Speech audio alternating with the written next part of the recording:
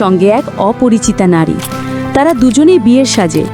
ছোয়াদের বাবা নরম গলায় বলল, বাবা সোয়াদ, এটা তোমার নতুন মা সাহানা বেগম। এখন থেকে আমাদের সঙ্গে থাকবে আর তোমার দেখাশোনা করবে।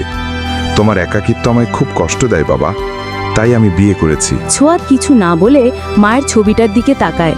চোখের কোণে জল টলমল করে।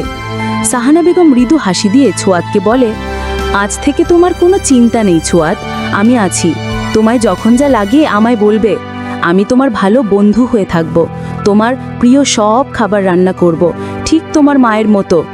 ছোয়াদ মুখ ফিরিয়ে নেয়, মনে মনে ভাবে, আমার মা শুধু একজনই ছিল, তার জায়গা কেউ নিতে পারবে না। ছোয়াদের বাবা ছোয়াদের নীরবতা দেখে বলে, তুমি কিচ্ছু ভেবো না, আর আমি তো আছি তোমার সাথে। আমরা তিনজন আবার নতুন করে সুন্দরভাবে আমাদের ভালোবাসার বন্ধন সৃষ্টি করব।